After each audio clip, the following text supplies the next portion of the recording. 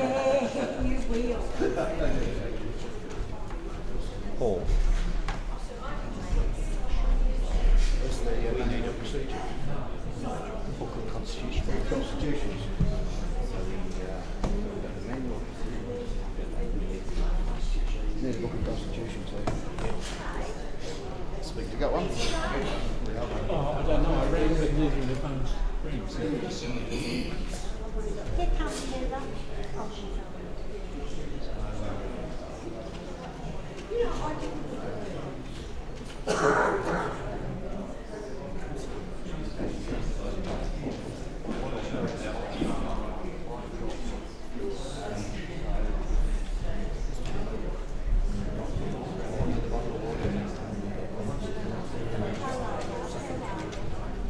Paul. Paul. Paul. Oh, sorry.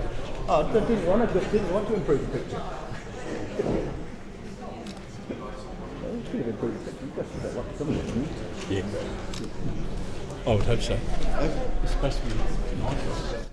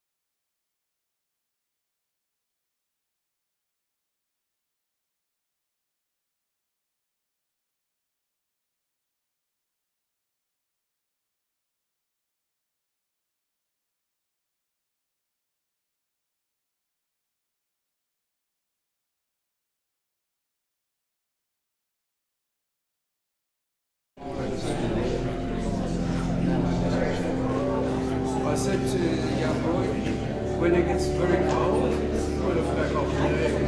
No. It stays on. Stays on. We're going to close the doors.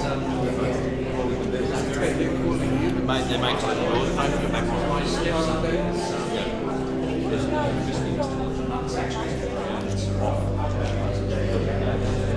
I'm sure something playing about it.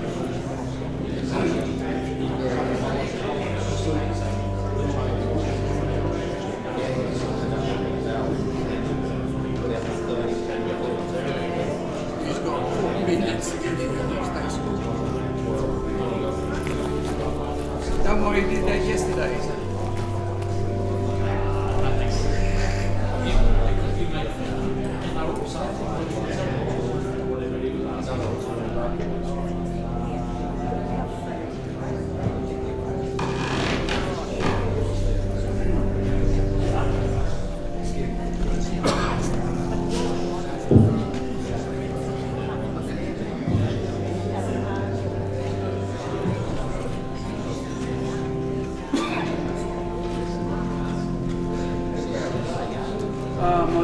My throat goes dry. They're cutting it a little bit.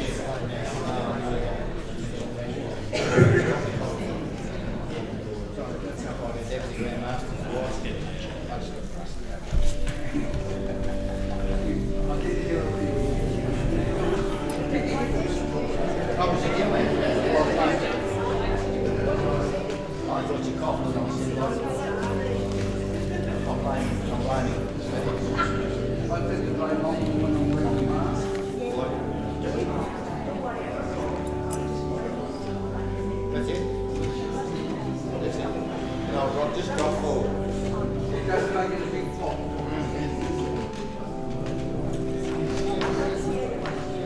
Thank you so much. Should we tell Yes. I'll do that now. Thank you. Yeah, all right, mate.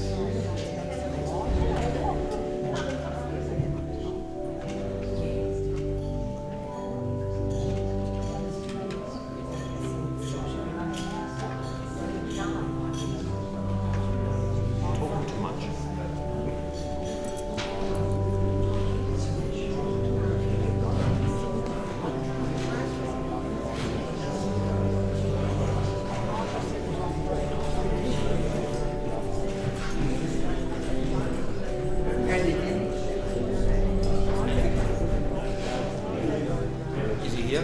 No. But I thought I'd warn them so if he comes, they can bring him in. It is 28 minutes past.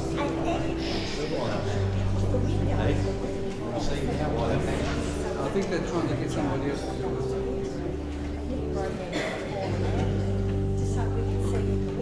Sometimes you can get a lot more involved. It's a pity, isn't it? Apparently so.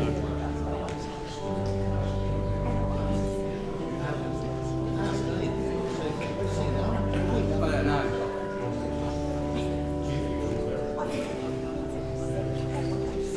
If somebody can do the first degree, like the first, I can do the third day, just on the spot. Yeah, no, No, that's what I'm saying. If it is.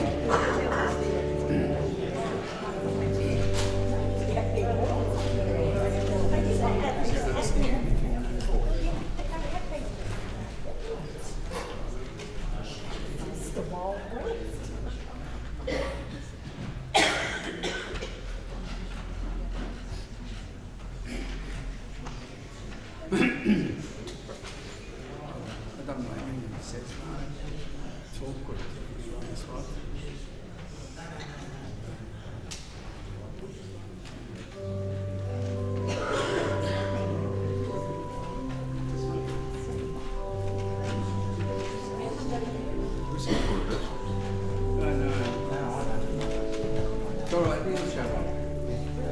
But he'll show up at the last minute.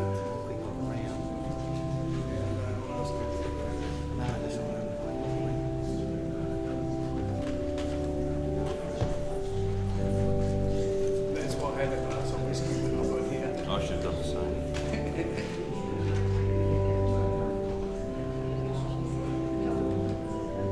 I hope they can tell me we're not going to start.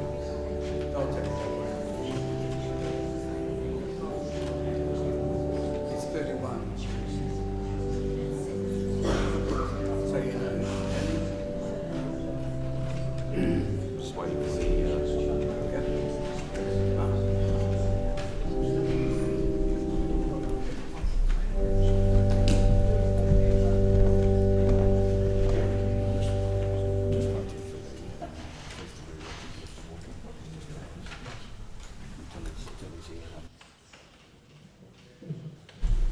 Did you say he's here?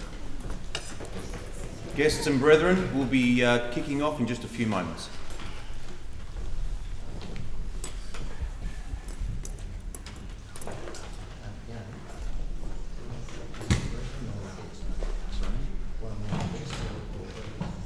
We don't know yet.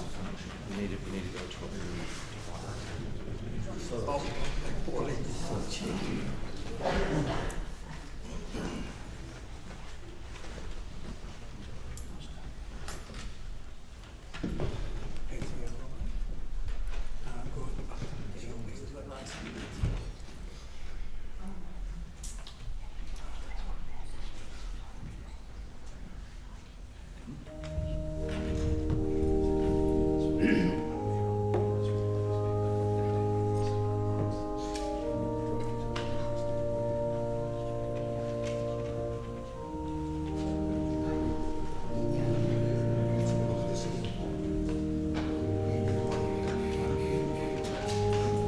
He's here. He will be coming here.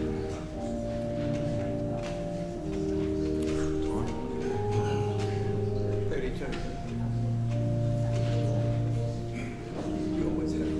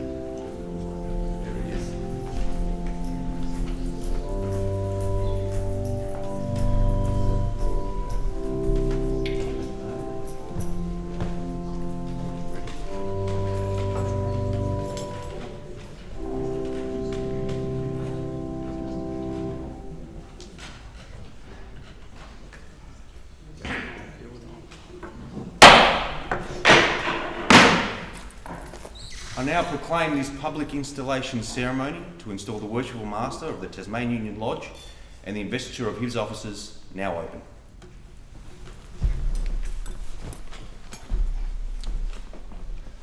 Brethren and guests, good afternoon. I would like to take this opportunity to first of all remind you to switch your mobile phones off or onto flight mode, or for those that don't know how to do that, put it onto silent please.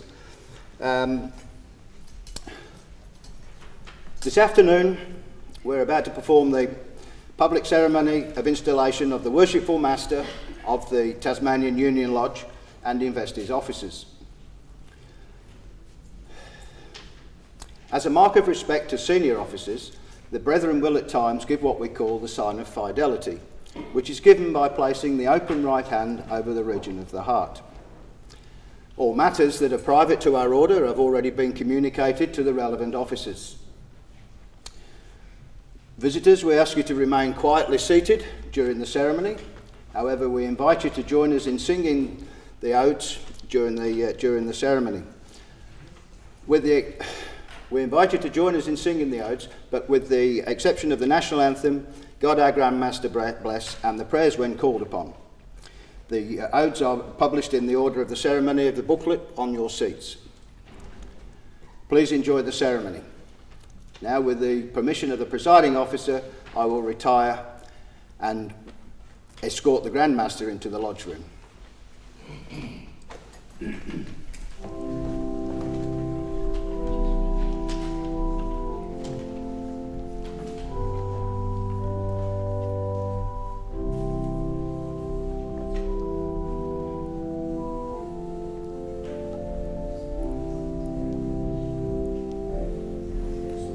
Can you open these doors?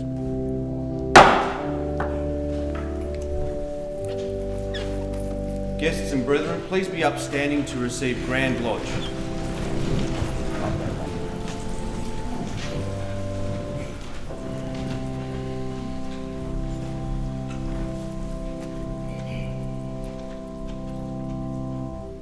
Worshipful Master, Most Worshipful Brother Frederick Oddie, holder of the Grand Lodge Order of Distinguished Service, Grand Master of the Grand Lodge of Tasmania, and Grand Officers are in attendance. Are you prepared to receive them? We are. Then with your permission I'll retire and so communicate with the Most Worshipful Grand Master.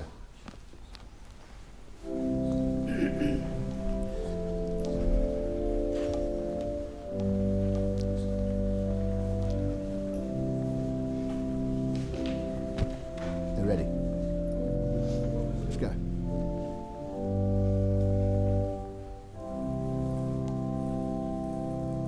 Don't forget to walk.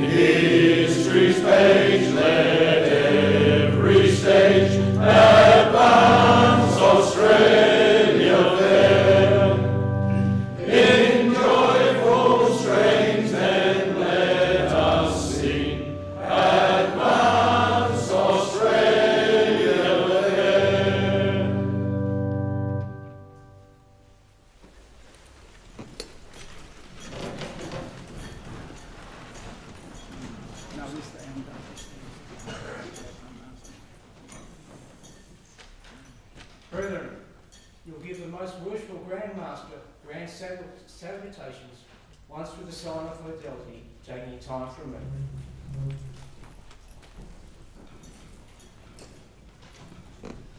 Worship Master and brethren, I thank you for your greetings and salutations.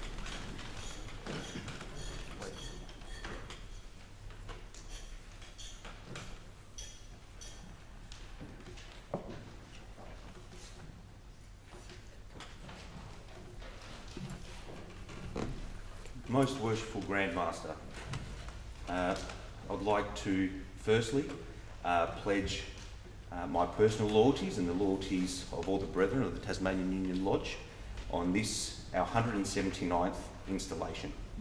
I'd like to thank you and your Grand Lodge team for attending today. I would like to hand you my gavel, my emblem of authority within this lodge, and offer you the chair of King Solomon so that you may take control of proceedings. Worship Master, thank you for your welcome and also for your expressions of loyalty of this lodge and yourself. They've never been in doubt, and I thank you for them anyway. Thank you for the welcome to the Grand Lodge team. It is our pleasure to be here today on such an auspicious occasion. It's been quite some time, brethren and guests, since we've had an open installation in the south of the state, some 15 years, so it's something different, and I hope you enjoy the experience.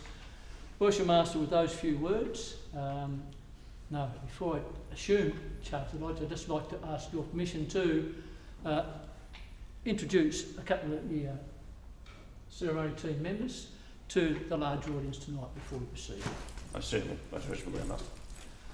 Brethren and guests, there's the ceremony team here tonight consists of a number of Freemasons from across the state. We've got some members from the northwest coast with us and the north with us today, so that's expanded our numbers. But first I'd like to introduce our Deputy Grand Master, Right Worshipful Brother Luke Wood. We have Right Worshipful Brother David Ferguson, past Deputy Grand Master. We also have our two state Grand Wardens with us in the persons of Right Worshipful Brother Phil Klein and Right Worshipful Brother Craig Dean. And we also have the President of our Board of General Purposes, Right Worshipful Gary Reid with us. And I thank all of the members for their support today, and I thank you for your presence.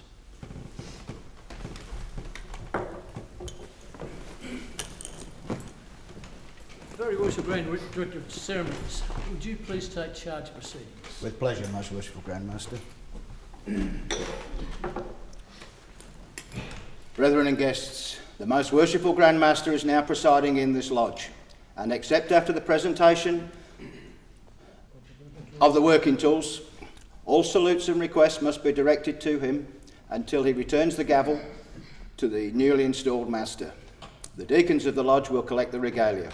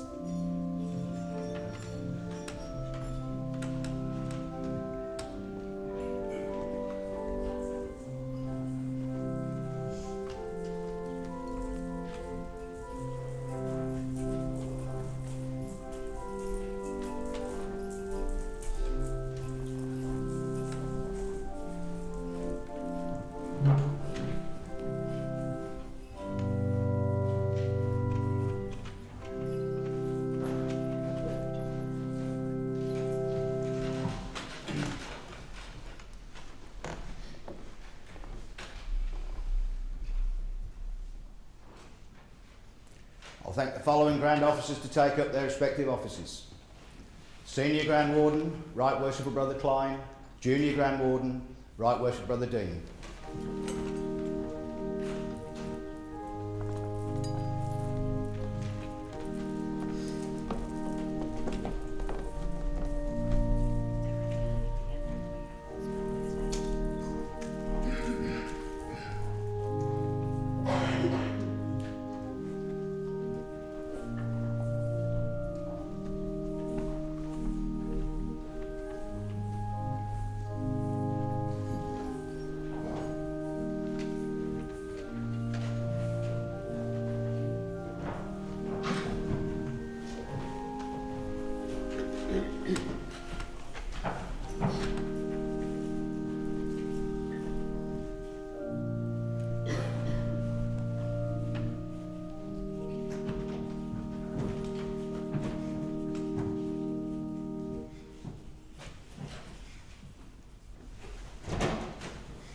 Grand Chaplain, Very Worshipful Brother Freeman.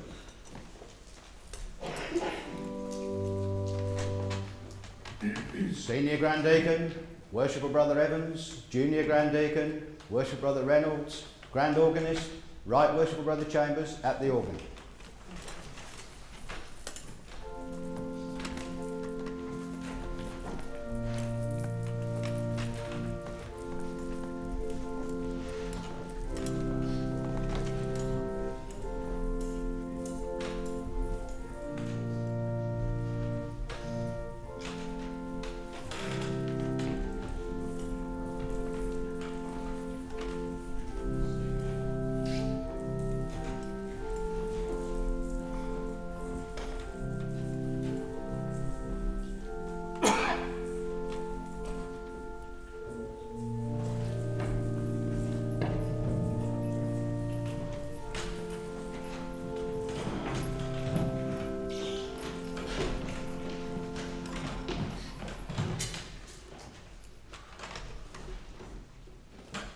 Grand Pursuivant, Right Worshipful Brother Clear.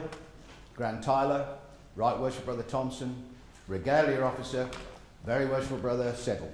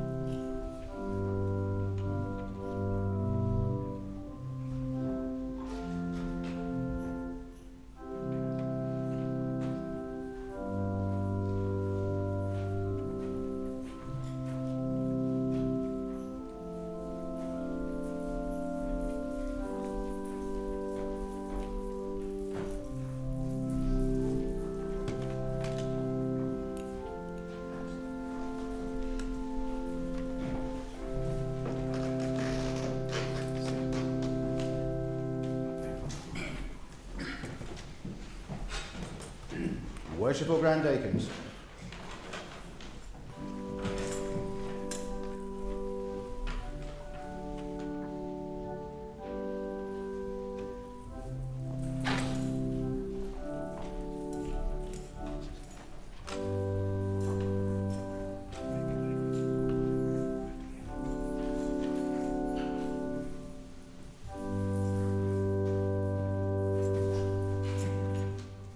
Worship Brother Contos will present the Master-elect.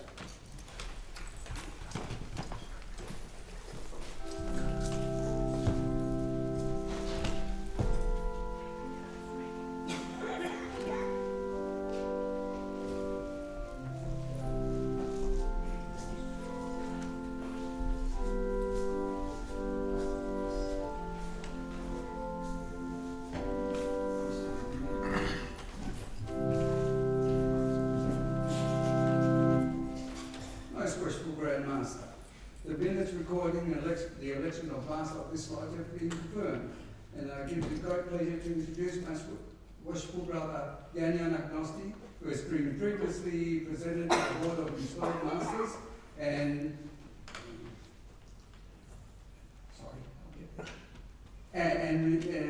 the benefit of installation within your hands. Worshipful Brother Contos, your presentation shall be attended to, for which purpose I shall first address a few observations of the brethren, and will then call the attention of the Master-elect to the necessary qualifications in every candidate for the Master's chair.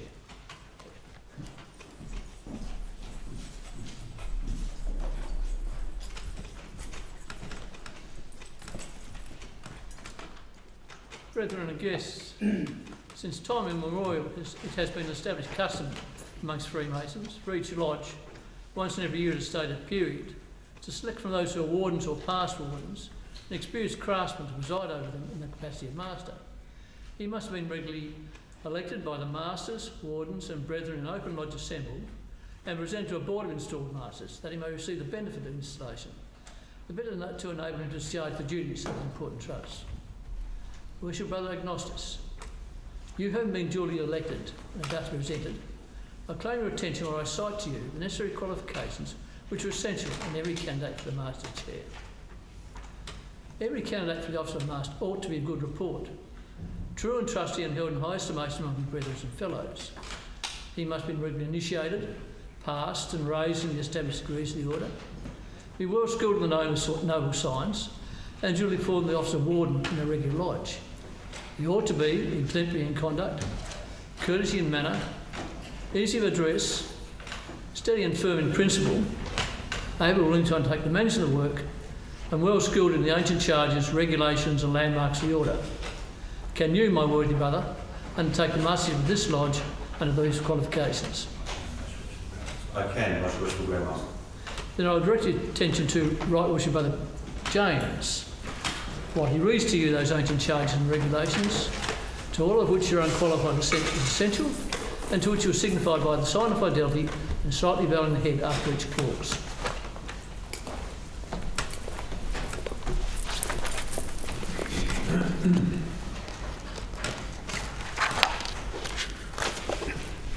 You agree to be a good man and true, and strictly to obey the moral law. You are to be a peaceful subject and cheerfully to conform to the laws of the country in which you reside.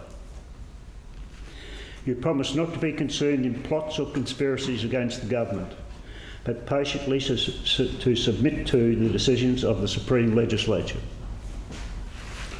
You agree to pay proper respect to the civil magistrate, to work diligently, live creditably and act honourably by all men.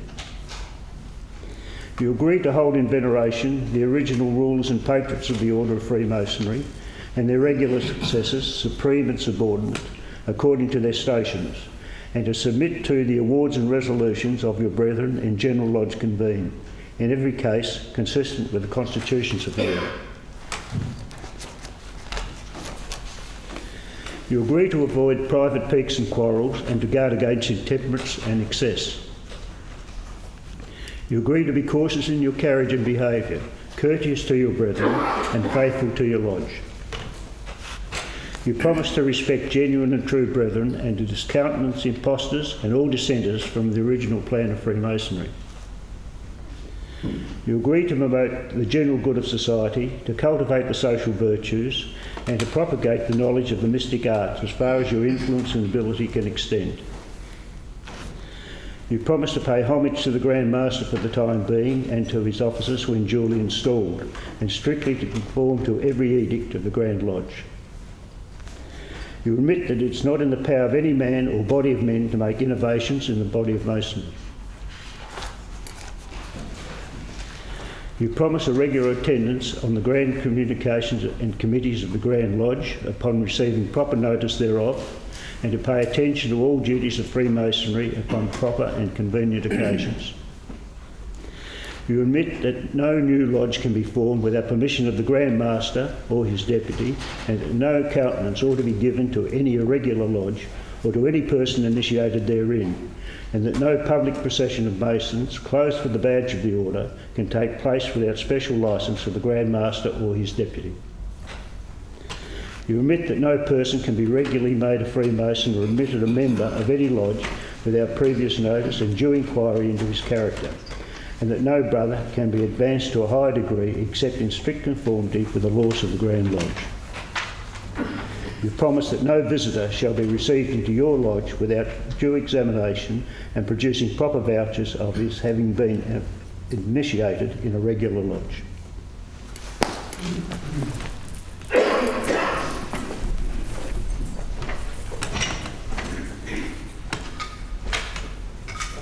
Do you support and promise to uphold these ancient charges and regulations as Master have done in all ages? I do, Most Worshipful Grand Master. And you advance to a pedestal and taken solemn obligation with regards to your duties as Master of this lodge.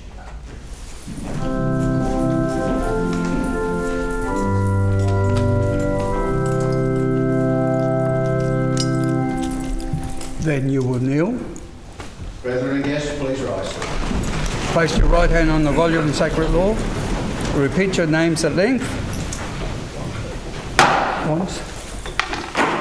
And recite your obligation. I, Yanni Anagnosis, in the presence of Almighty God, do agree to accept the office of Master of this lodge and the duties thereof, faithfully, zealously, and impartially to administer to the best of my skill and ability until the next regular period of election within this lodge, and until a successor shall have been duly elected and installed in my stead. I further solemnly promise that I will not, either during my mastership or at any time that the lodge be under my direction, permit or suffer any deviations from the established landmarks of the order, that I will not administer or cause to be administered any rite or ceremony contrary to or subversive of our ancient institution, but on the contrary will maintain, support and uphold, pure and unsullied, the principles and tenets of the craft. That I will, to the utmost of my power, strictly enforce obedience to those excellent rules and regulations to which I have already given my assent, and in every respect conscientiously discharge my duties as a ruler in the craft and Master of this lodge. So help me Almighty God, and keep me steadfast in this my solemn obligation as Master-elect. Done well, mate. To render this obligation a solemn one, you will seal it once on the volume of the sacred law.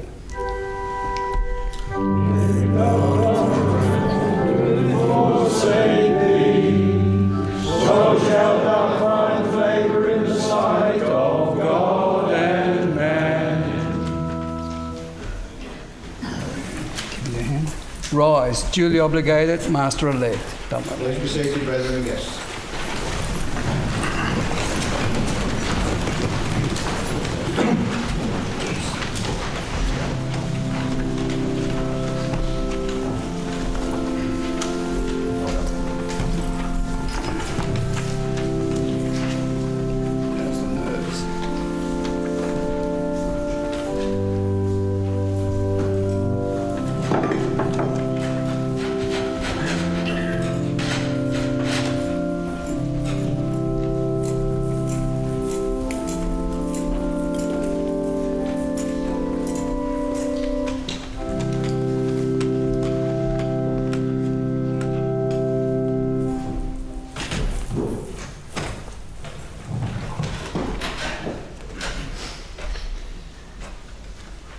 Brethren, during the singing of the next ode, all brethren who are later to be invested as officers in this lodge will take their seats quietly in the southeast part of the lodge without saluting.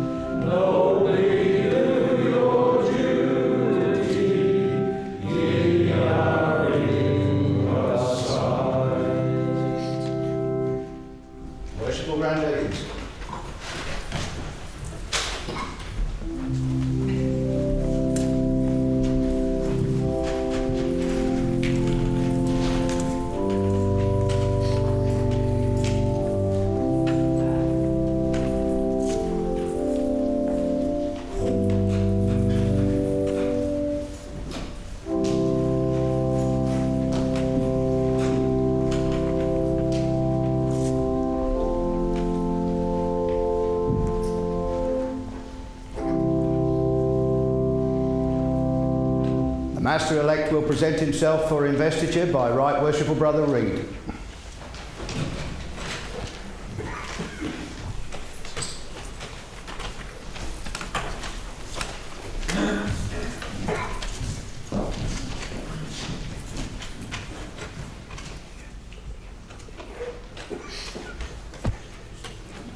Give us Right Worshipful Brother.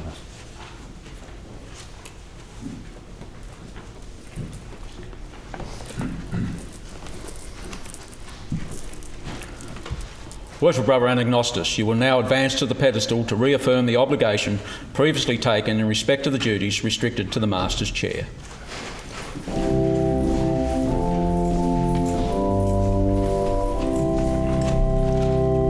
Brethren and guests, please rise.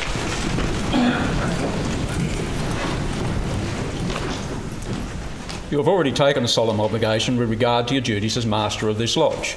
You will kneel on both knees and place both hands on the volume of the sacred law.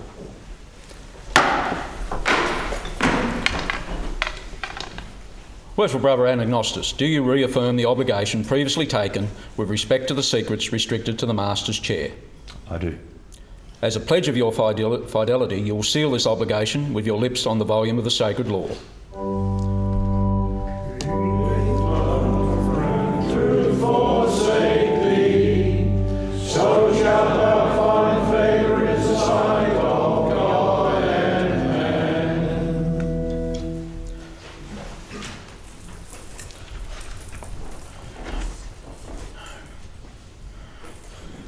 Let me once more direct your attention to the three great and emblematical lights in Freemasonry: the volume of the sacred law, the square, and the compasses.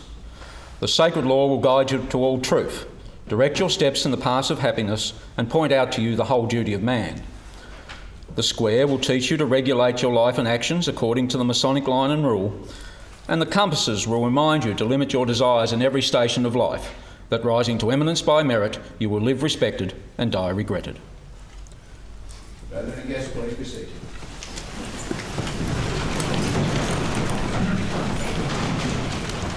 Rise, duly obligated, installed Master.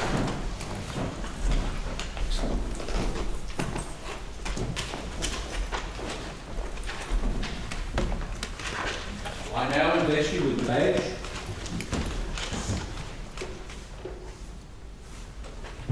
and collar and jewel of your office, which is the highest honour the Lodge has in its power to confer on any of its members. The square, being the emblem which forms the root and proves the perfect mass, is well applied by Master Masons to inculcate the purest principles of piety and virtue. Masonically speaking, it should be the guide of all your actions.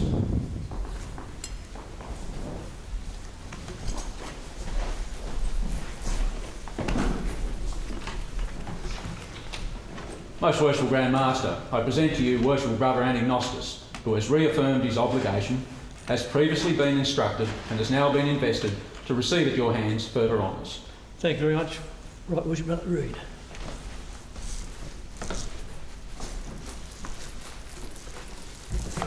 Worshipful Brother Agnostus, I now place you in the chair of King Solomon, feeling fully satisfied that your future conduct and justify the choice the brethren made. I now cloud you with the gauntlets of your office. You give your hand this gavel, which is an emblem of power, and now we preserve order in the lodge.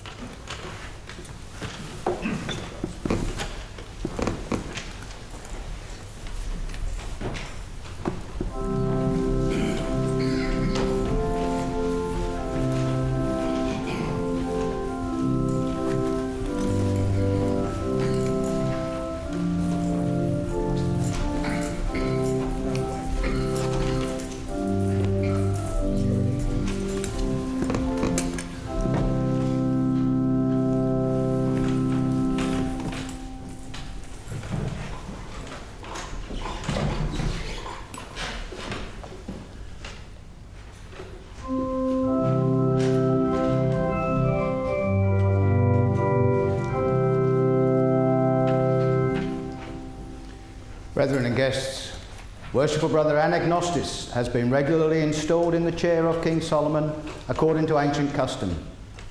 And I now proclaim him Worshipful Master of the Tasmanian Union Lodge, number 3, on the register of the Grand Lodge of Tasmania, until the next regular period of election within this lodge, and until a successor has been duly elected and installed in his stead. And I call upon all brethren present to salute him with the sign of fidelity, taking your time from me.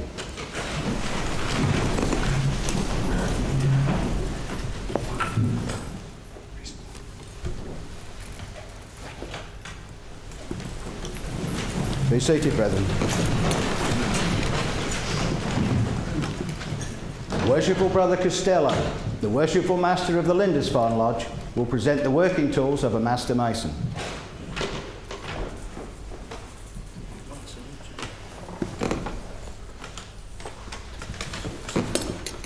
Worshipful Master, I now present to you the working tools of a Master Mason. They are the skerrit, the pencil and the compasses. With their operative uses and moral significance, you are already familiar. But let me remind you that as a rule in the craft, there is required of you a straight and undeviating course of action in the government of this lodge. A careful observance of everything that may best conduce to the welfare of Freemasonry in general, and your own lodge in particular, and the personal and constant practice of all Masonic virtues which preeminently characterise a master in the chair.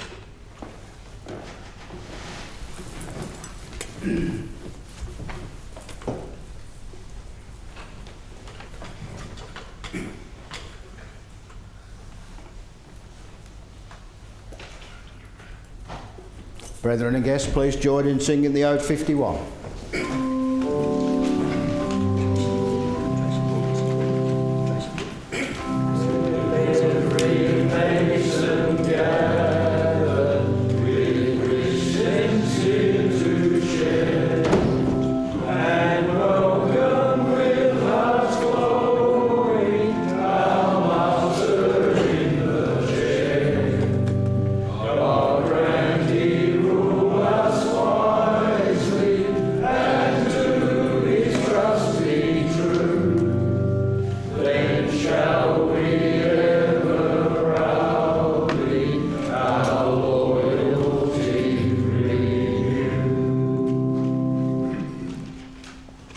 Worshipful Brother King, the Worshipful Master of the Hutchins Old Boys Lodge, will present the working tools of a Fellowcraft Freemason.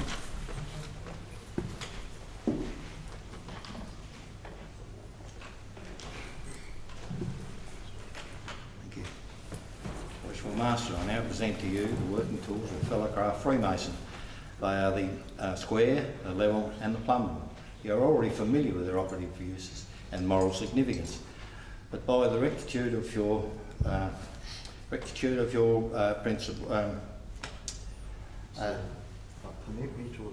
permit me to observe the rectitude of your principles by your charity,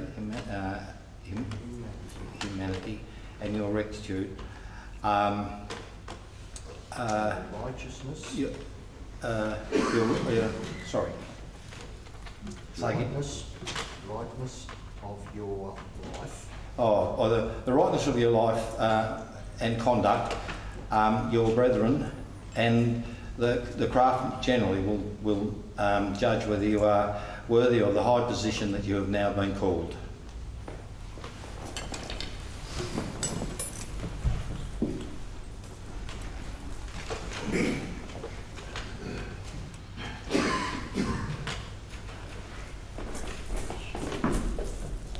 Brethren and guests, please join in singing Ode 53.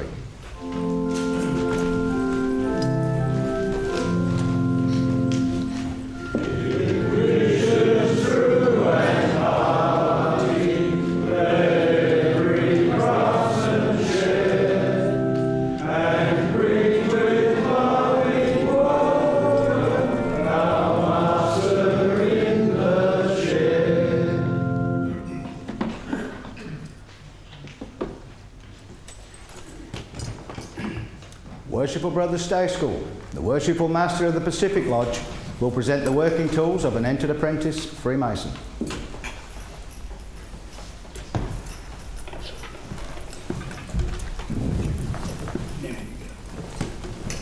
Worshipful Master, I present to you the working tools of an entered apprentice Freemason. They are the 24-inch gauge, the common gavel, and the chisel.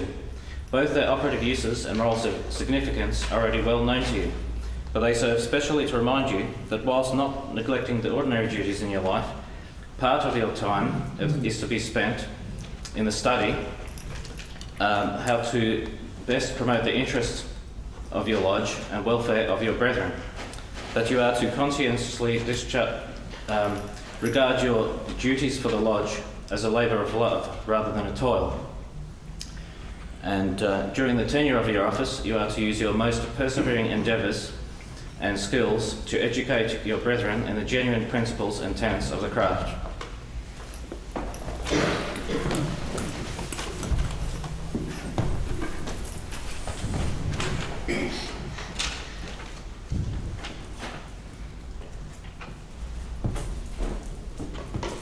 Brethren and guests, please join in singing Ode 55.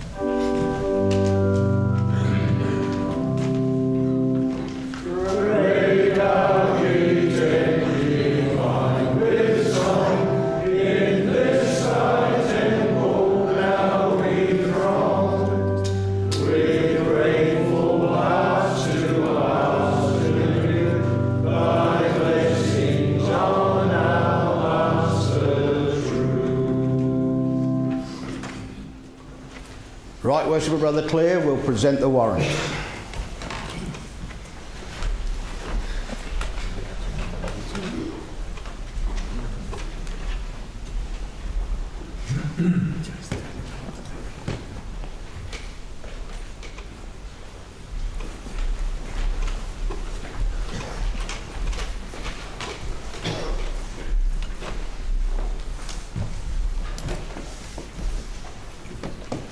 Worshipful Master, I now present to you the warrant of the Lodge. It has been for many years entrusted to the hands of worthy and distinguished brethren, and I trust that in delivering it into your hands, it will lose none of its former splendour, but will be transmitted to your successor, pure and unsullied, as you now receive it. The Book of Constitutions. The collected rulings of the Board of General Purposes and the Manual of Procedure. I also present to you, and I strongly recommend them to your notice, for you will find that there is scarcely a case of difficulty which can arise in the Lodge that these books would not set you right. These are the bylaws of your Lodge, a copy of which, together with the Book of Constitutions, should be presented to every newly initiated candidate in your lodge so that the brethren may not plead ignorance of them.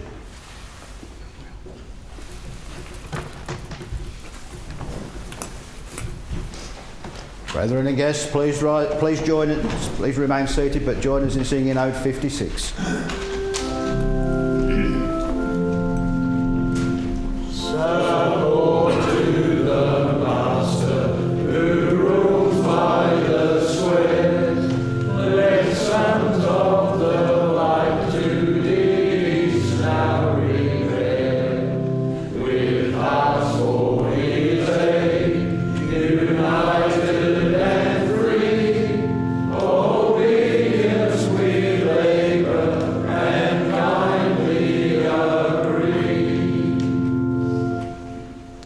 Worshipful Grand Deacons.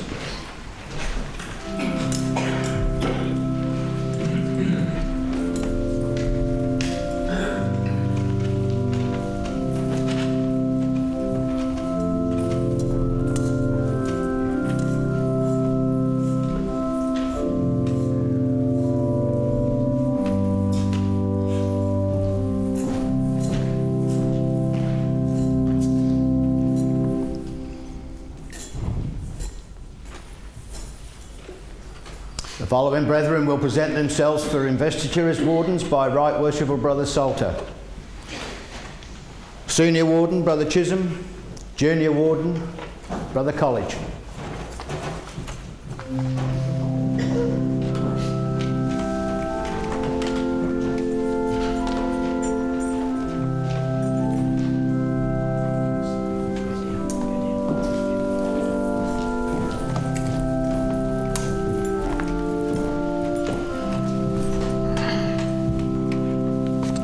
Brethren, it is necessary that you take an obligation with respect to your duties as wardens. You will advance to the pedestal.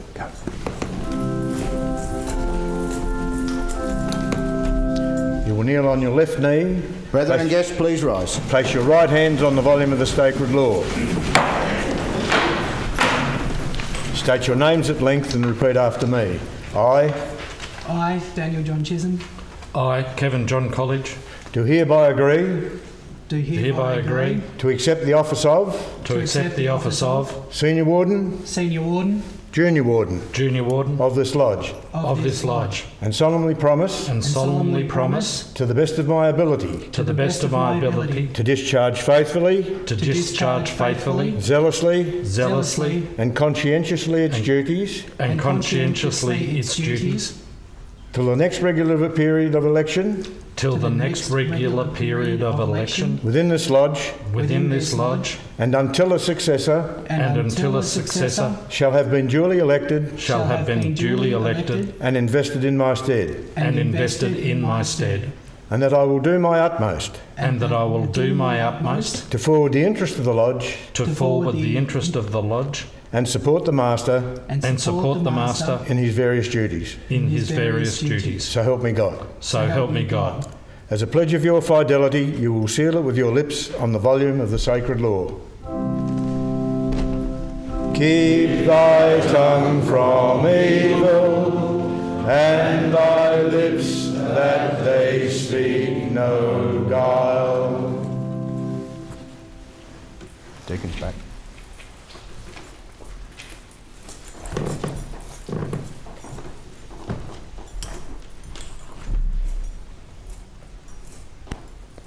Rise, newly obligated Senior Warden.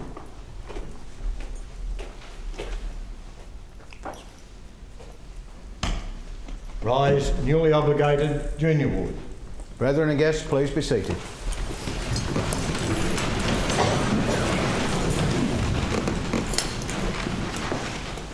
Senior Warden, Brother Chisholm.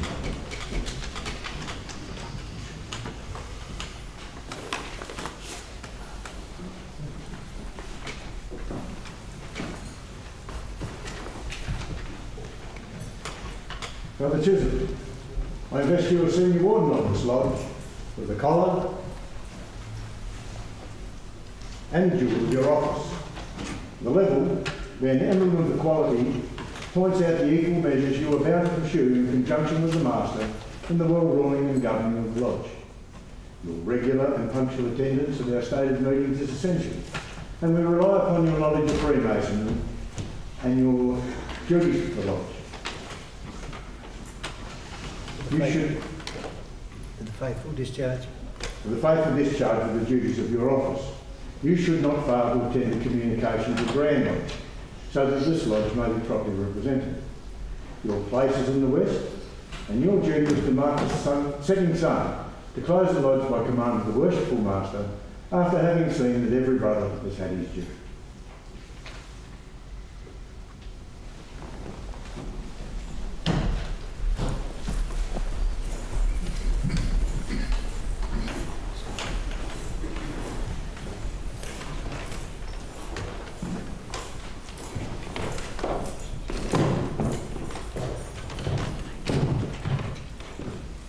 In the chair of senior warden, and giving you a hand as captain, and then look down, to enable you to assist in preserving order in the west.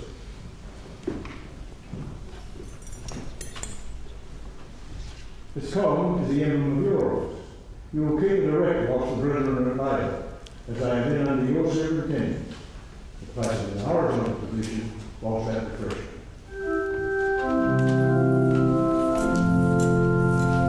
Saddle to the warden, installed in the west, who works by the level where sorrows may rest, with hearts for his aid, united and free, obedience we labour and kindly agree. Junior Warden, Brother College.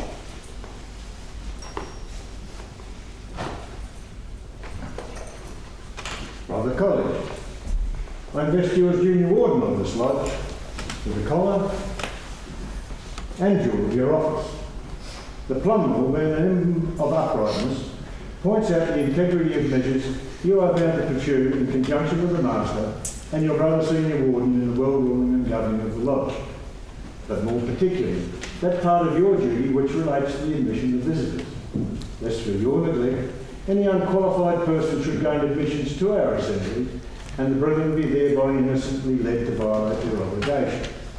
You are to be regular in your attendance at our stated meetings, to assist in transacting the business. This is necessary, as unless due attention is paid by the officers, you cannot expect the brethren to be punctual at the appointed time. You also should not fail to attend the communications of Grand Lodge, so that this lodge may be fully represented. Your place is in the south, and your duty is to mark the sun at its meridian, to call the brethren from labour to refreshment, and from refreshment to labour, that profit and pleasure may be the result.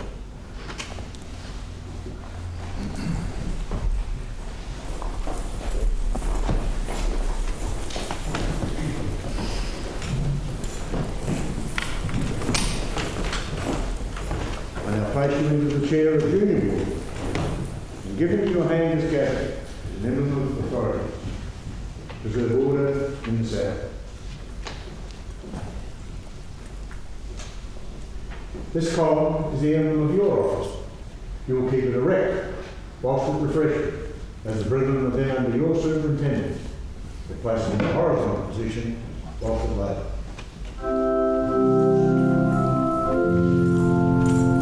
Saddle to the warden, thy plum still upright, whose sun in the south never hides his fair light. With hearts for his aid, united and free, obedience we labour and kindly agree.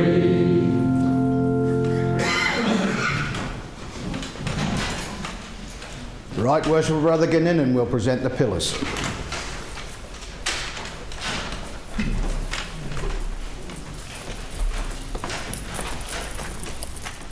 Our lodges are supported by three pillars called wisdom, strength and beauty. Wisdom to contrive, strength to support and beauty to adorn. Wisdom to conduct us in all our undertakings, strength to support us under all our difficulties, and beauty to adorn the inward man. The universe is the temple of the deity to whom we serve. Wisdom, strength, and beauty are about his throne as pillars of his work. For his wisdom is infinite, his strength omnipotent, and beauty shines through the whole of creation in symmetry and order. The heavens he has stretched forth as a canopy, the earth he has planted as a footstool. He crowns his temple with stars as with the diadem, and with his hands he extends their power and glory. The sun and moon are messengers of his will, and all his law is concord. The three great pillars supporting a Freemason's lodge are emblematical of those divine attributes, and further represent Solomon, king of Israel, Hiram, king of Tyre, and Hiram Abiff. Solomon, king of Israel, for his wisdom in building, completing, and dedicating the temple at Jerusalem to God's service. Hiram, king of Tyre, for his strength in supporting him with men and material. And Hiram Abiff, for his curious and masterly workmanship in beautifying and adorning the same. But as we have no noble orders of architecture known by the names of wisdom, strength, and beauty, we refer to them to the three most celebrated, which are the Ionic, the Doric, and the Corinthian.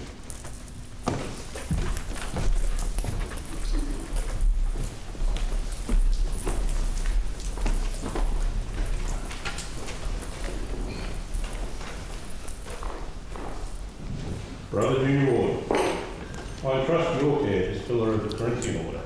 It is an emblem of beauty and points out that you are to adorn the work with all your powers of genius and active industry, to promote regularity by your own precept and example, and the discriminating encouragement of merit.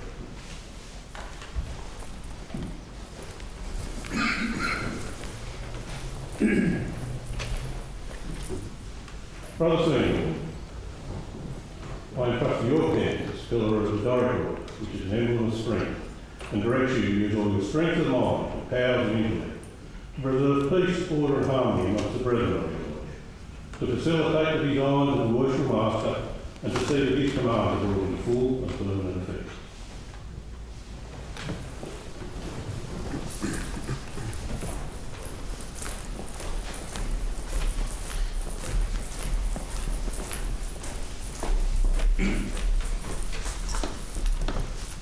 Worshipful Master, I entrust to you this pillar of the Ionic order, which combines the strength of the Doric with the beauty of the Corinthian.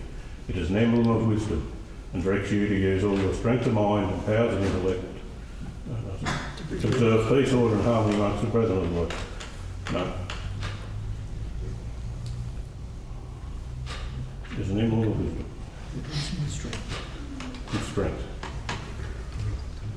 And directs you to do all your strength of mind in the will ruling and the government of the lodge.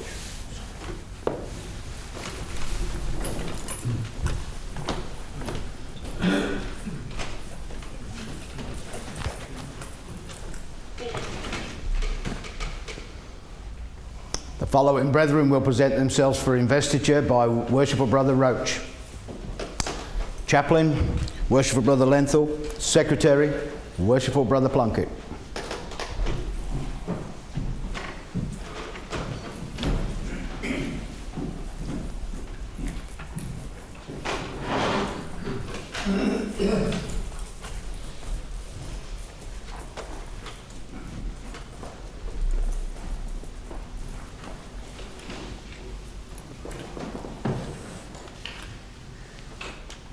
Chaplain, Worshipful Brother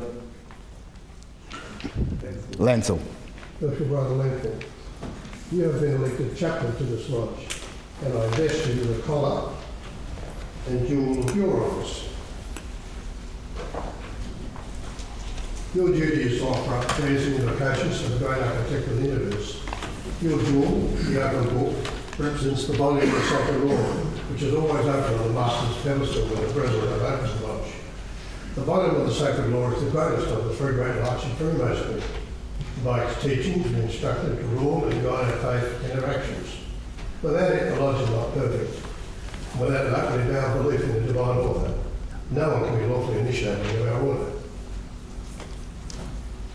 As both? As both in. As both in the opening and closing of the lodge in each degree, as well as in each of the three ceremonies. The blessing of the Most High is invoked in our proceedings. We trust that you will, as far as possible, attend all the meetings of the Lodge in order that you may exercise your sacred office in the devotional portions of our ceremonies.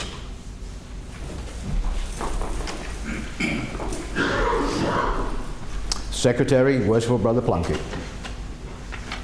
Worshipful Brother Plunkett, you've been elected Secretary of the Lodge, and I invest you the collar and jewel of your office.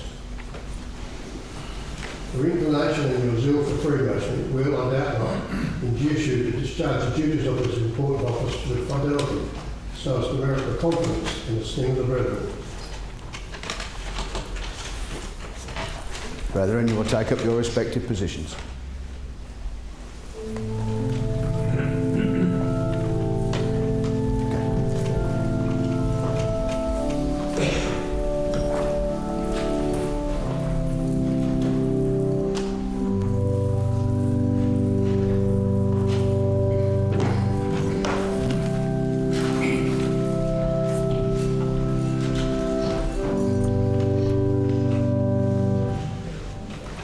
The following brethren will present themselves for investiture by Right Worshipful Brother Louay, Director of Ceremonies, Right Worshipful Brother Dean, Senior Deacon, Right Worshipful Brother Burton, Junior Deacon, Worshipful Brother Lang.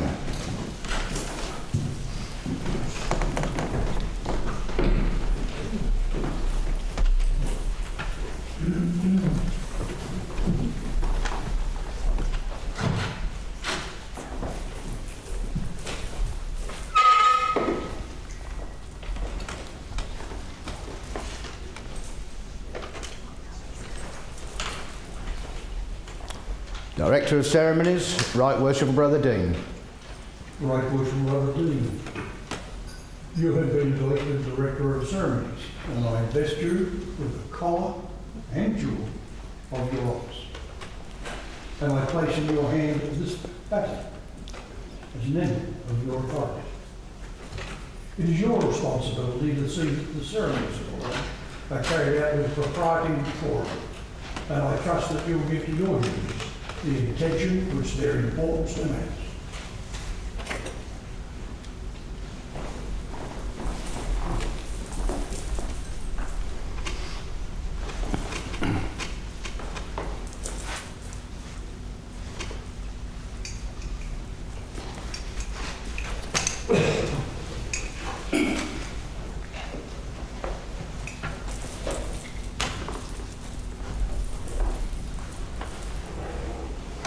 Junior Deacon, Worshipful Brother Lang. Worshipful Brother Lang, you have been elected Junior Deacon of the Lodge, and I invest you with the collar and jewel of your office. Your duty is to attend on the Worshipful Master and assist the wardens in the active duties of the Lodge. Such as the reception. Such as the reception. Such as the reception of the candidates in the different degrees of the order and the immediate practice on our rights. I entrust to you a wand as a badge of your office, which I have no doubt you will fill with proper care and attention. The dove is an emblem of celerity and peace. It indicates the swiftness by which you, brothers, Junior Deacon, should attend on the senior ward and preserve peace, order and harmony in the Lodge, so that the beauties of our ceremonies be not marred by impropriety. And if unfortunately any dissension should arise amongst the brethren, your duty is to hold out the olive branch as an emblem of peace. Your place in the Lodge, Brother Junior Warden, is at Junior Deacon is at the right of the Senior Warden.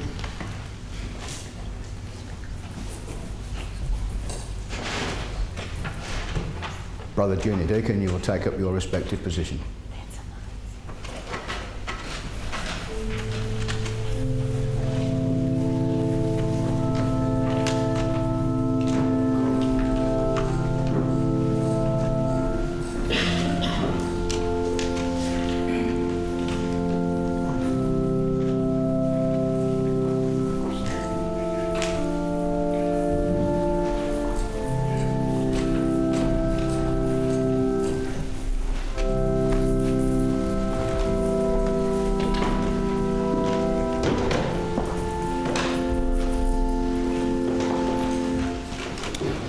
The following brethren will present themselves for investiture by Worshipful Brother Reynolds.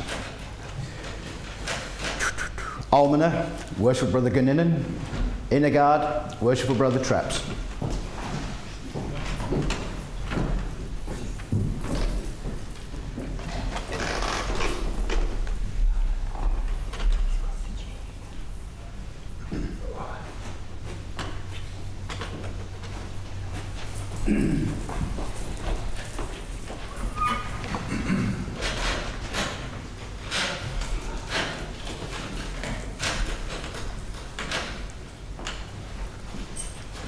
Almoner, Worshipful Brother Ganninan.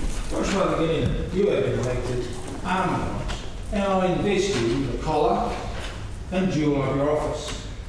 Your jewels are stripped first, upon which are hard. This jewel serves to remind you that charities are the foremost characteristic of our order, a virtue expressly brought to your notice when you are made a Freemason.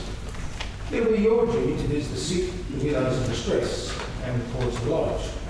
On every occasion when appeals made of the brethren, you are to use your best endeavours to induce them to exercise that virtue which may justly be remain a distinguishing characteristic of a Freemason's heart. I present you this armsman, which is issued by the Board of Benevolence, and which will guide you in the performance of your duties.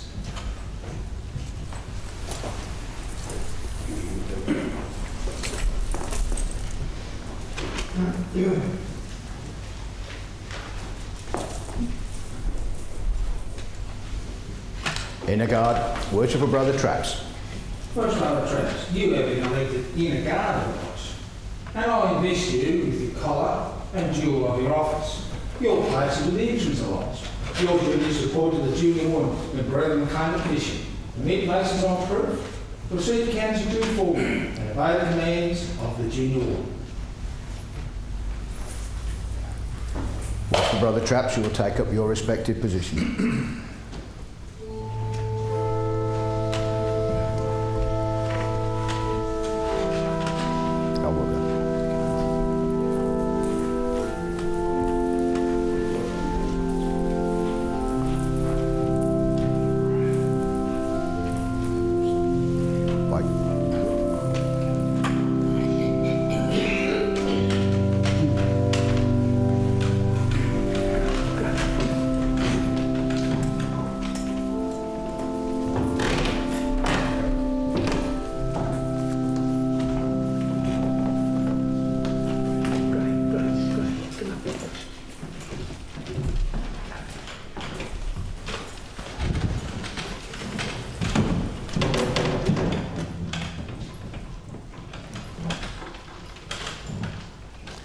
Worshipful Brother Ganninan will present himself for investiture as Tyler by Worshipful Brother Evans.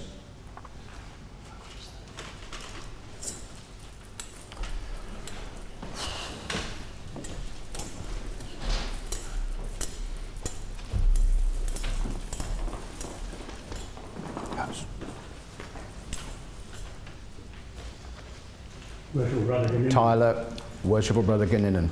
Worshipful Brother Ganninan, you have been elected Tyler of the Lodge, and I invest you with the collar and jewel of your office. Your place is outside the door of the lodge.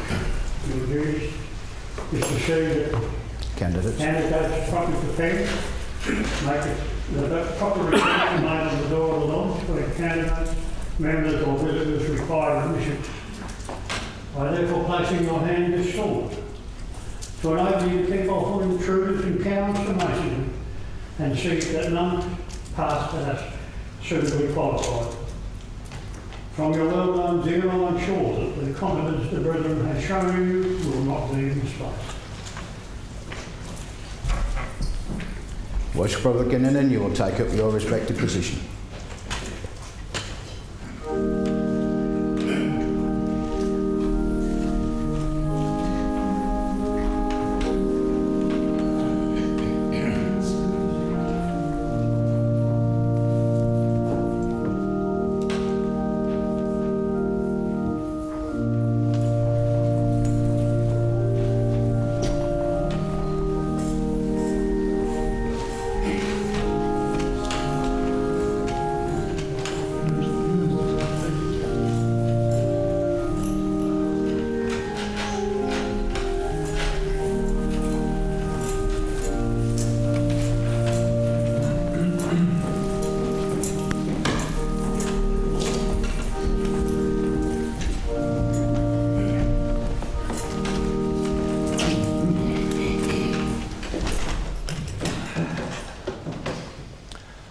Right Worshipful Brother Reid will address the Worshipful Master.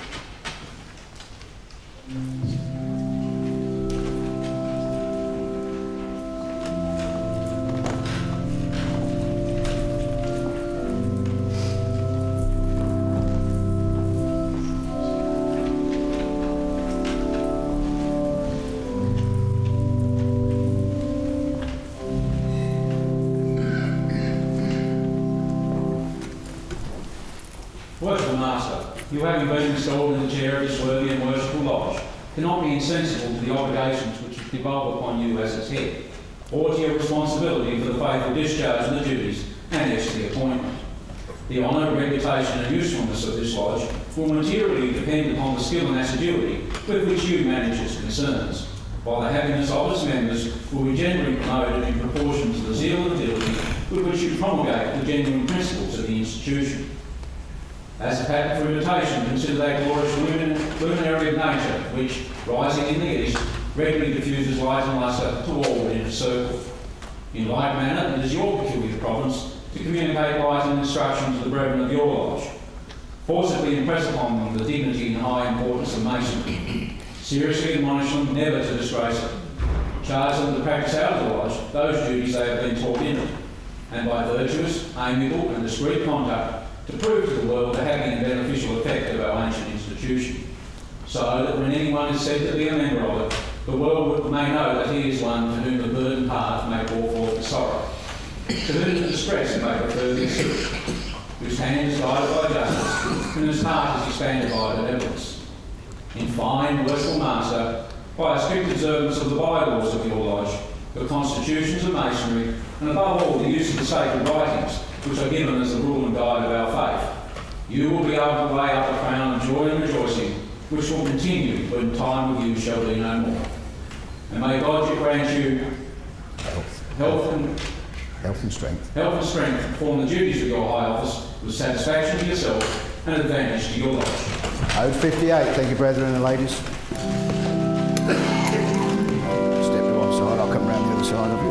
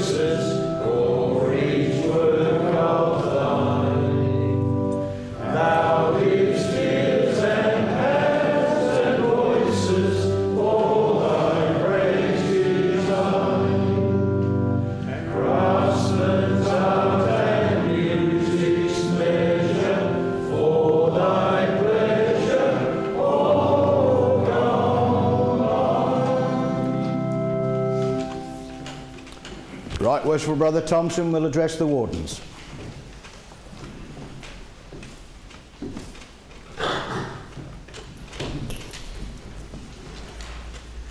Brother Wardens,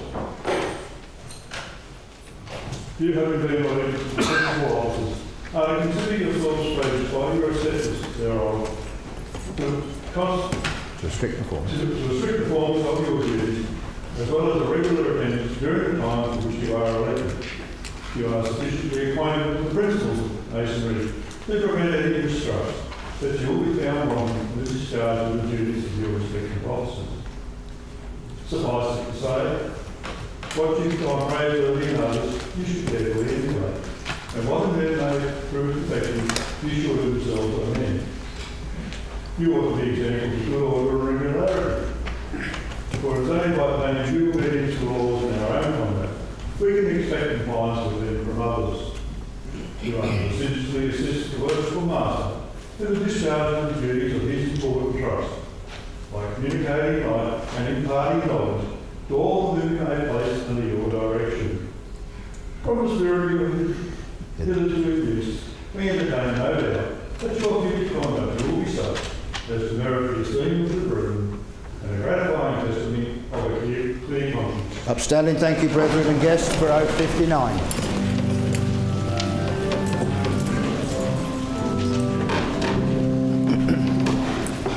Praise the Lord, ye heavens adore him. Praise him, angels in the heights. Sun and moon rejoice before him. Praise him, O ye stars and lights. Praise the Lord, for he has spoken words his mighty voice obey. Laws which never shall be broken, for their guidance he hath made. Praise the Lord, for he is glorious. Never shall his promise fail. God has made his saints victorious. Sin and death shall not prevail. Praise the Lord for our salvation. Those on high his power proclaim.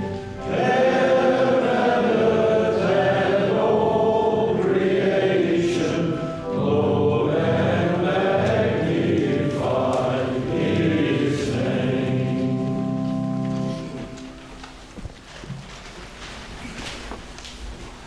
Brethren and guests, such is the nature of our Constitution that some must of necessity teach and govern, others of course must learn, submit and obey. Humility in each is an essential qualification. The brethren who have invested in the office of this lodge are too well acquainted with the rules of Freemasonry and the laws of propriety to exceed the bounds of duties with which they have been entrusted. And you, brethren, I'm sure, are too generous a disposition to envy their preferment. I therefore trust that we shall have one aim in view, to please each other and to unite in the grand design of being happy and communicating happiness to others. As this institution is formed to effect in so much unity and concord, so may it long continue. May you enjoy every satisfaction and delight which disinterested friendship can give. Within these sacred walls may your children and your children's children celebrate with joy and rejoice in the transactions of these auspicious solemnities. May Freemasonry flourish in every part of the globe and be influential in diffusing the light of wisdom, aiding the strength of reason, dispensing the beauty of virtue, and lessening the agony of human misery and vice. Firm in rectitude, may it rise superior to all opposition, like the bleak mountain which bears its brow with dignified composure at every tempest, and fearlessly presents its bosom to the fury of the midnight storm. May it remain till time shall be no more, a perfect monument of wisdom, strength and beauty, which ages cannot obliterate nor time destroy. As our order is founded on the purest principles of morality and virtue, may it teach us to measure our actions by the rule of rectitude, square our conduct by the principle of morality, and guide our inclinations, aye, even our very thoughts, with the compass of propriety. Hence we learn to be meek, humble and resigned, to moderate those passions, the excess which deforms the very soul, to be faithful to God, our country and its laws. It teaches our bosom to beat high with a noble emotion of truth, of honour and of virtue, to drop a tear of sympathy over the failings of a brother, and to pour the healing balm of consolation into the bosom of the afflicted. The brother who has thus far discharged his duty to Mason may fearlessly await the arrival of his dying throb, fading away like the stars of the morning, losing their light in the glorious sun. So may he pass away, gently and peacefully, remembered only for the good he's done. And as we several experience that great and awful moment when the soul shall take wing to that boundless and unexplored expanse above, may we say, it is well finished. Amidst the grand lodge above, where the divisions of time shall cease and the glories of eternity burst upon our view. Brethren, such are the genuine tenets and principles of our order. May they be transmitted pure and unsullied through this lodge, from year to year and from generation to generation.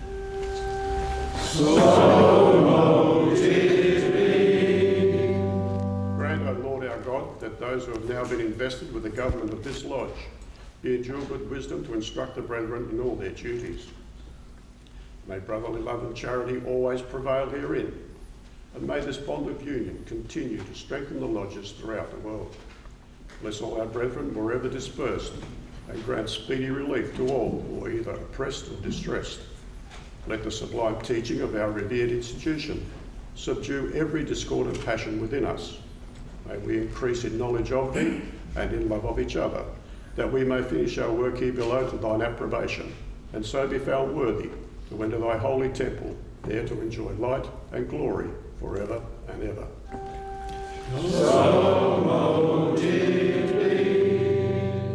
Ode 62, thank you, brethren and guests.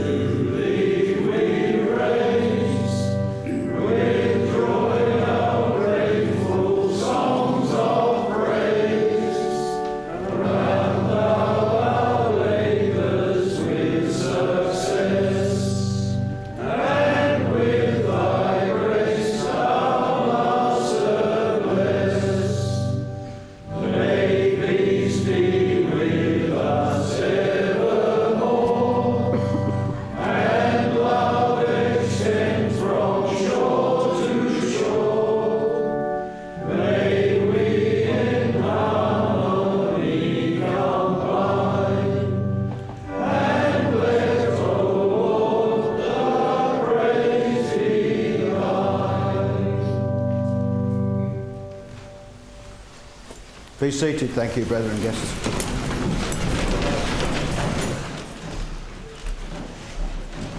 Most Worshipful Grand Master, that concludes the ceremony of the installation of Worshipful Brother Anagnostis and his officers present. Thank you very much. Very much, Grand Director of Service.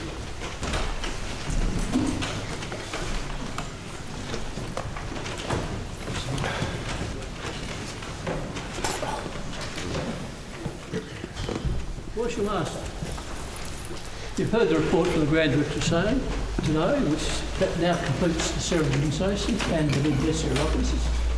And I will now return the gavel to you, so that you're fully in charge if you like. But first, I must present to you the certificate, which certifies and proves that you were, this afternoon, installed back into this grand old Tasmanian lodge. And Worshipful Master, I now hand you back the gavel. My first request I make of you is that the Right Worshipful Grand Chaplain be allowed to address the members in attendance on behalf of the board. Most Worshipful Grand Master. Very Worshipful Grand Chaplain.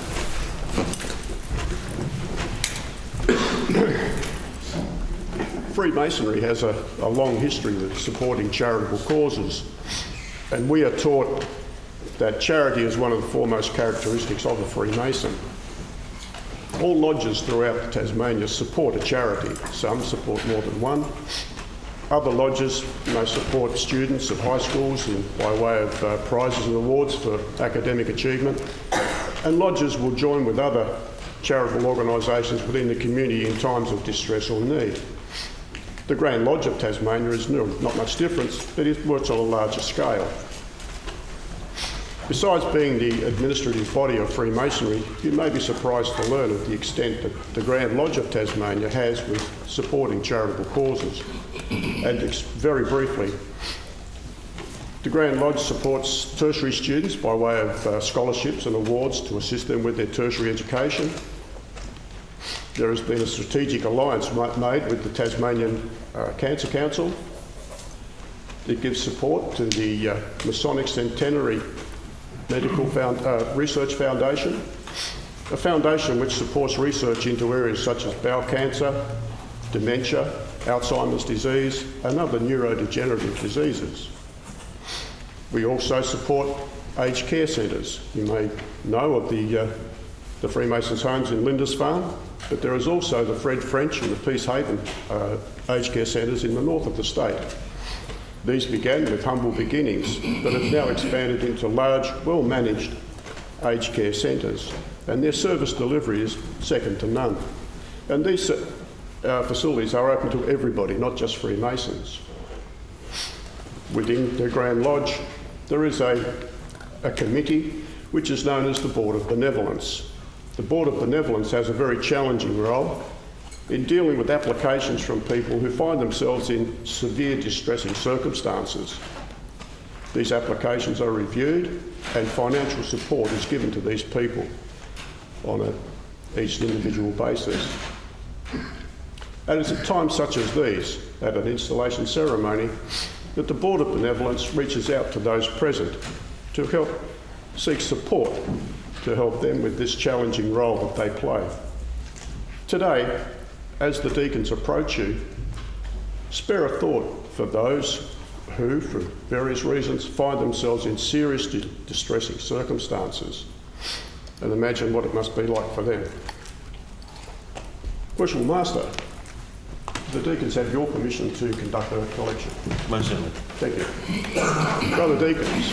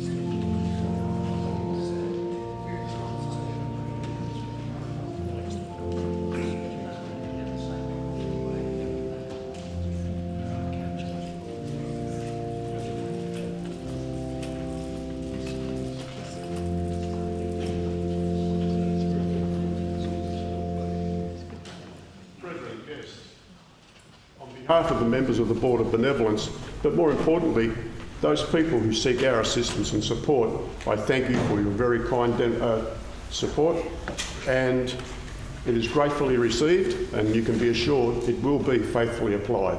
Thank you once again. Could you just put those on the Secretary's desk?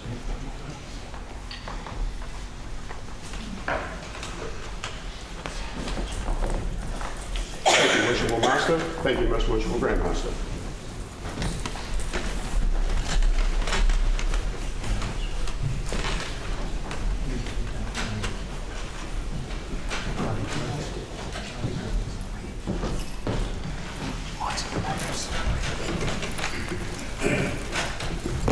Most Worshipful Grand Master, I'd like to thank you for reinstalling me into the chair of King Solomon and for the investiture of my officers.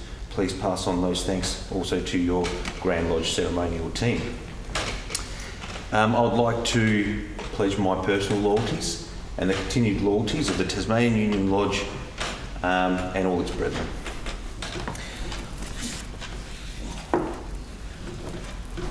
I would like to present you with this gavel as a token of appreciation from all the brethren here at the Tasmanian Union Lodge, as a personal gift and a constant reminder of our gratitude and loyalty.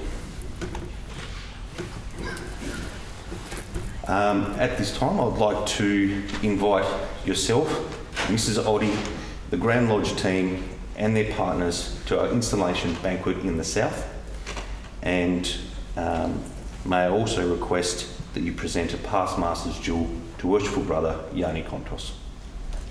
Worship Master, thank you for your words. This gift is a surprise. I thank you most sincerely. Worship Master, thank you again for your expressions of loyalty. I said to you earlier, there's never been a doubt. I thank you anyway. Thank you also for your comments about the ceremonial team. Yes, it's a little bit different ceremony than our normal one, so it's been a bit of a challenge, but we've got there, and it's something different. It keeps us on our toes anyway. But thank you for the invitation to join you in the south. I'm sure as many of us that can will be there. There may be some need to get away to travel, but anyway, I hope most of us will be there, and thank you for that. And it would be my pleasure to present a past master's jewel to Worshipful Brother Kontos.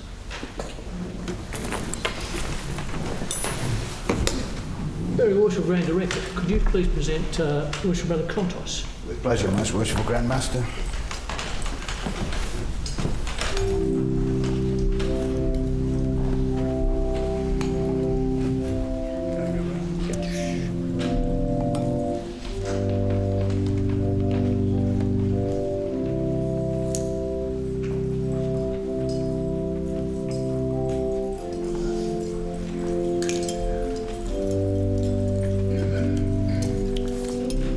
Most Worshipful Grand Master, I present to you Worshipful Brother Kontos as requested. Thank you very much, very Worshipful Grand Director. Worshipful Brother Kontos. Welcome to the dais. I haven't been up here before. I might make you stand up just for that. I'm young enough for it. Can you just take a seat for a while? You sure? Just so that we get myself together, and I'll just, even though I know you fairly well, I'll just still need some cheap sheets just to brethren, ladies and guests. This is one of the pleasant duties that installing masters get to do on different occasions, in presenting service jewels or past master's jewel to the membership of a particular lodge. And this is a great deal of pleasure to present this jewel to Worshipful Brother Kontos this evening. A lot of you may know Worshipful Brother Kontos. He's one of the characters in Freemasonry. He's pretty known well, not just in Tasmania, but you name it where it is. You know, he's a mixture of Italian and Greek, so you can just imagine how, the contacts he's got around the world anyway. And he does travel. He goes back to Greece at least once a year anyway, I believe, and he has quite a collection of colleagues in that second largest Greek capital of the world in Melbourne anyway, so he travels over there quite a bit. So, and I understand there are some of his friends and acquaintances here from Victoria here today. Middle Park, suburb. Yes.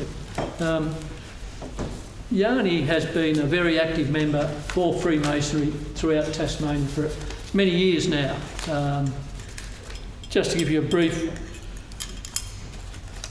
idea of his Masonic background anyway, Yanni was first joined or initiated into this lodge back in March 1999. So he's been around Masonically for 32, 33 years now. So, no, 23, that's right, yes. Not that old yet. Didn't realise that you're old, did you, weren't you?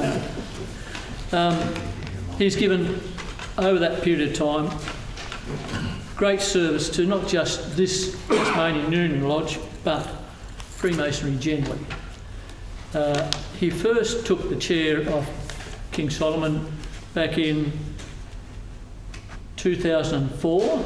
So you can see he's very quick off the mark in getting from 99 to 2004 to getting into that position.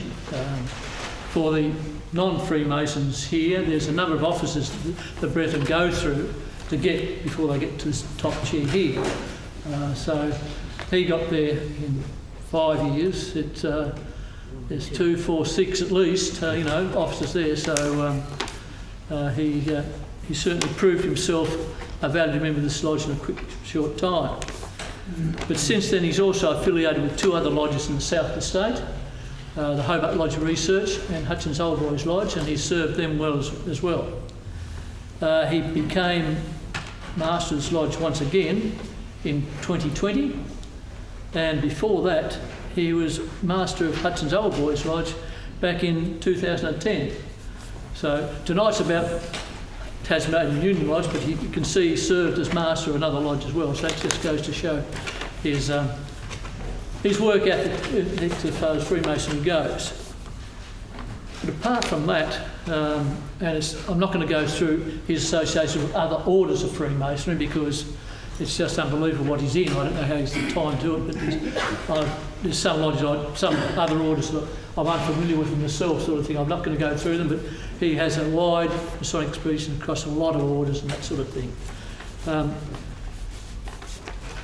So Yanni, and of course he's also been an officer on Grand Lodge as well. So he joined Grand Lodge as a Grand Steward in 2006. So again, if you look at, he was initiated in 1999. He's Master the first time in 2004, and he's Grand Steward, which is the bottom rung of the Grand Lodge ranks in 2006. So he very quickly jumped aboard into all opportunities he could take. And he's always had that enthusiasm, and he's been a great servant to all of those lodges. In Grand Lodge, he was Grand Steward in 2006, Grand Sword Bearer in 2007, and Grand Deacon in 2009. So, Yanni, I thank you for the service that you have given to this lodge in particular, and also to what you've given to the Grand Lodge of Tasmania and Freemasonry generally. And I congratulate you, and I hope you will be around for quite a few years to come to continue your progress, your enthusiasm, your willingness to take on a challenge, and your willingness to work, and I congratulate you for that. Thank you very much. Wish you well. Just pinned it. Just pinned in there? You're going to trust me to do that? Ooh, gotcha. Thank you very much. Thank you. Yep. Most worshipful Grand Master, Grand Lodge officers, worshipful Master and Brethren of Tas Union. I enjoyed every single part of it, and I think they'll be burying me in my grave, and I'll say, I've got the next job to do. I've got the next job to do. No, I enjoy every single bit. And the other thing I'd like to say, I'm very happy to receive this jewel because it belongs to Worshipful Brother Baldwin. Unfortunately, he had to resign due to illness, but he was my immediate past master when I did my chair the first time. That's why I'm happy to have this jewel. Thank you very much for that. Thank you, everybody.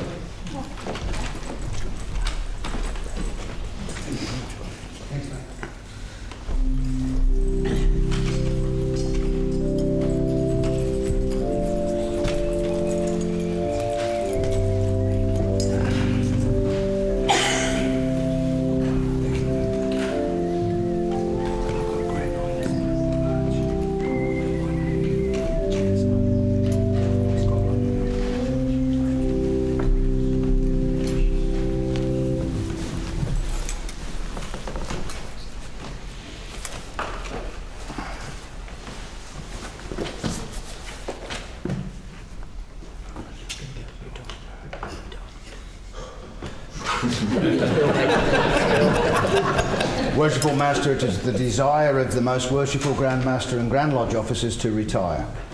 Have we your permission? Absolutely. Thank you.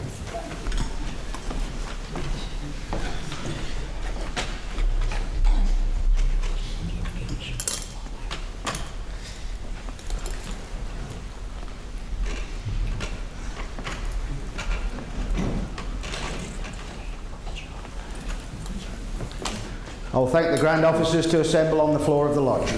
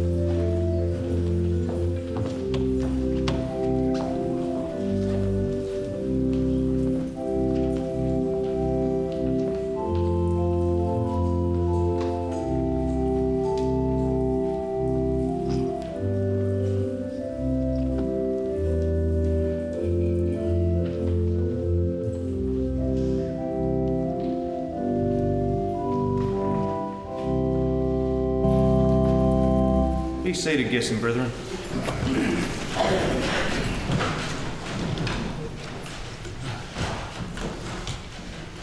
Worshipful brothers Dayschool, King and Costello, I'd like to personally thank you for your presentation of the working tools this afternoon, and I invite you to the south for our installation banquet before returning safely home.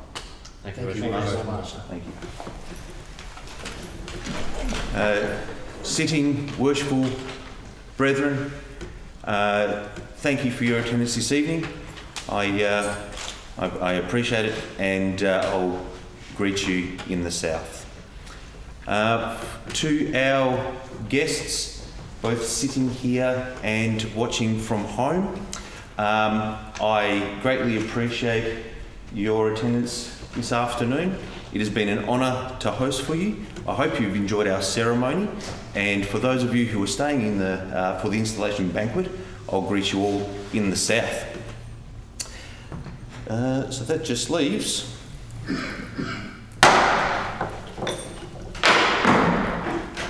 I now close this lodge.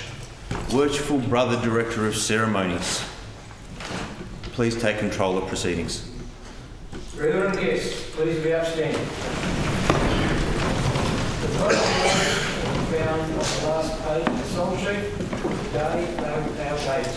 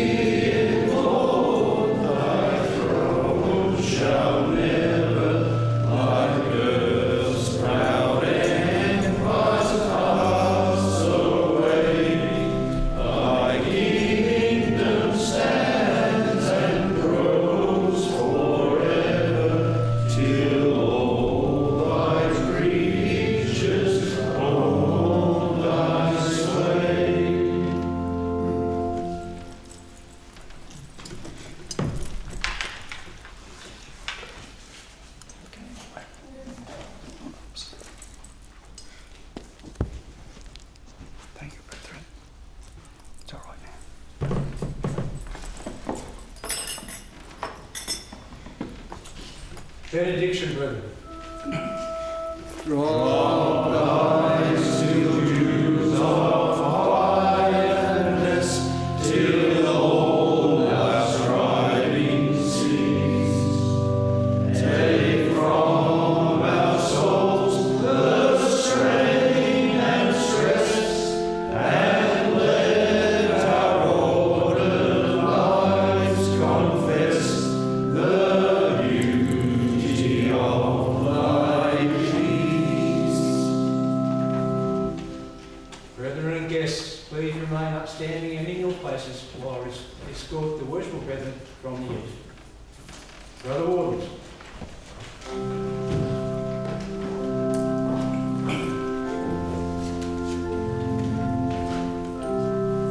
Brother Deacons.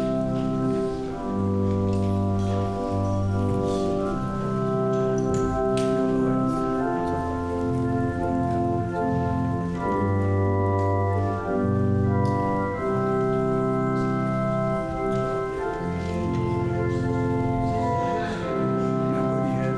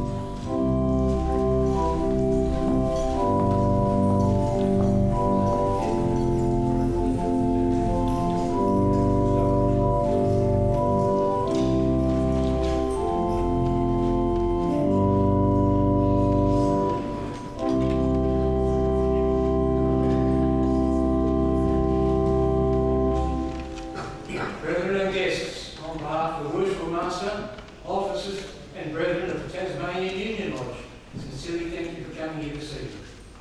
If you're travelling home, please drive safely. If you're joining us for supper, please make your way downstairs. Thank you.